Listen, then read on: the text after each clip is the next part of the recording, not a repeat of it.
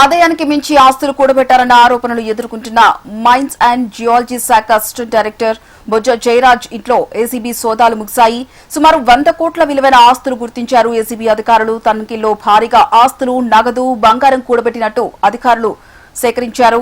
హైదరాబాద్, సూర్యాపేట, తాండూరులో ఏకకాలంలో తనిఖీలు చేపట్టిన ఏసీబీ అధికారులు హైదరాబాద్ లో 2 ఇళ్లు, 40 లక్షల నగదు, 20 లక్షల రూపాయల ఫిక్స్డ్ డిపాజిట్లు, 5 ఎకరాల భూమితో పాటు 400 గ్రాముల గోల్డ్ ను గుర్తించామన్నారు. అలాగే డ్రైవర్ ఖాతా నుంచి కుమార్తె ఖాతాకు భారీగా నగదు మళ్లింపు జరిగినట్టు గుర్తించిన ఏసీబీ అధికారులు బోడుపల్లో G+2 భవనం, కేపీహెచ్బీ కాలనీలో ఫ్లాట్, కీసరా, తుంగతుర్తి, తూప్రాన్, సూర్యాపేట ప్రాంతాల్లో 5 ఫ్లాట్లు, 3.21 ఎకరాల వ్యవసాయ భూమిని గుర్తించారు.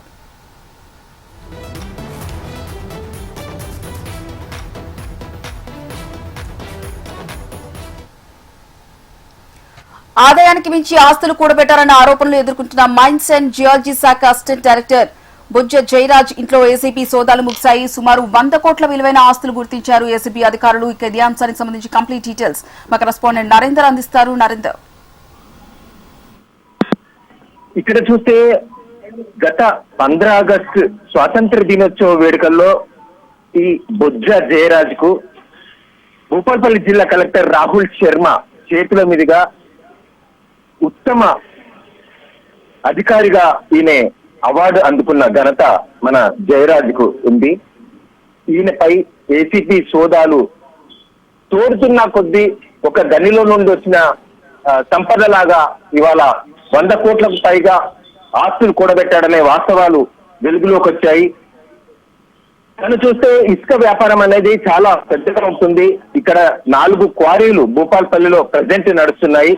అట్లాగే గతంలో కూడా పలు ప్రాంతాల్లో ఈయన పలు శాఖల్లో పనిచేసిన అనుభవం ఉంది. ఈయన మీద ఒక అనుమానంతో 8 చోట్ల ఏకకాలంలో 8 చోట్ల సోదాలు నిర్వహిస్తే పలు పత్రాలతో పాటు నగదు, బంగారం బయటకు వచ్చిన విషయాలు ఇవాళ చూస్తుంటే కళ్ళు చెమరిపోతున్న పరిస్థితి కనిపిస్తుంది.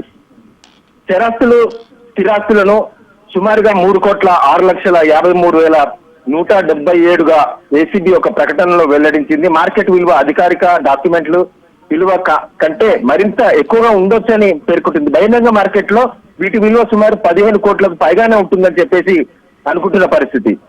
అదనపు ఆస్తుల తనిఖీలు కొనసాగుతున్నాయని చెప్పి ఇంకా రైట్. Thank you Narender.